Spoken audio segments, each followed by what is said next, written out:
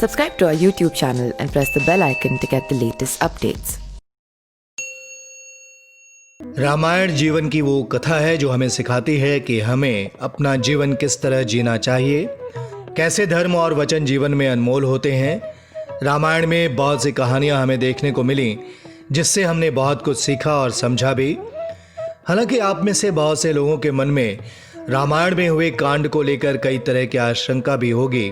आपको बता दें कि आपने रामायण की जो भी कहानी पढ़ी या देखी उन सभी के पीछे कई और कहानियां जुड़ी थीं।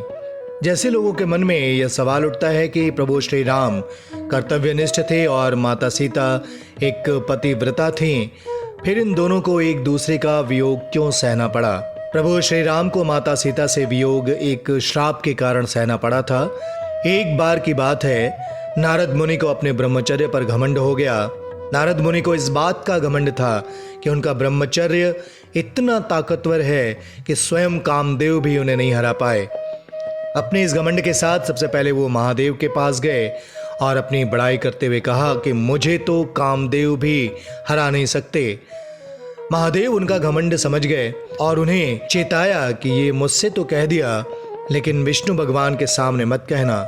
नारद मुनि अहंकार में चूर थे। उन्होंने महादेव की इस बात पर ध्यान नहीं दिया और विष्णु भगवान के सामने जा पहुंचे। विष्णु भगवान ने उनके अहंकार को समझा और उनका ये भ्रम तोड़ने के लिए एक माया रची। नारद जब विष्णु भगवान से मिलकर लौटने लगे तो उन्हें रास्ते में एक सुंदर महल दिखाई दिया। उस महल में विष्णु मोहिनी नाम की राजकुमारी के स्वयंवर की तैयारी चल रही थी। नारद मुनि की नजर जब राजकुमारी पर पड़ी तो उसे देखकर वो चकित रह गए। उसका सुंदर मुख देखकर नारद मुनि उस पर मोहित हो गए और उन्होंने उस राजकुमारी से विवाह का मन बनाया। स्वयंवर में हिस्सा लेने के लिए उन्होंने सोचा कि क्यों न सबसे सुंदर चेहरा धारण कर लें। अपनी ये इच्छा लेकर नारद मुनि भगवान विष्णु के पास पहुंचे और उनसे आग्रह करते हुए कहा, प्रभु मुझे हरि रूप दीजिए। इस पर भगवान विष्णु ने कहा, हे नारद, मैं तुम्हें हरि का रूप दे तो दूं, लेकिन कहीं ऐसा न हो तुम इस रूप को लेकर पछताओ। दरअसल नारद मुनि उस वक्त इस बात से अज्ञान थे कि हरि का एक रूप वानर भी होता है। फिर नारद मुनि के कहने पर भगवान विष्णु ने हरि यानी कि वानर रूप दे दिया। नारद मुनि अपने मुख को देखे बिना स्वयंवर में पहुंच गए। उन्हें अंदर ही अंदर इस बात की खुशी हो रही थी कि उनका मुख देखते ही राजकुमारी उन्हें ही वरमाला पहनाएंगी। जब राजकुमारी विष्णु मोहिनी सभा में वरमाला लेकर पहुंची तो सभी राजकुमार स्वयंवर के लिए खड़े हो गए।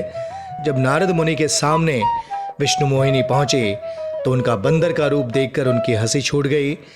जब सभी हंसने लगे तो नारद मुनि को समझ नहीं आया कि ऐसा क्यों हुआ।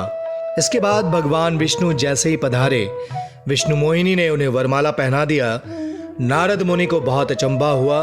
उन्होंने तुरंत अपना चेहरा पानी में देखा। पानी में बंदर का चेहरा देखकर नारद मुनि क्रोधित हो उठे।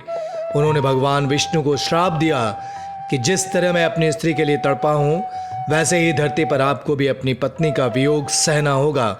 तब आपको एक बंदर की मदद लेनी पड़ेगी और उसकी मदद से ही आप अपनी पत्नी से मिल पाएंगे।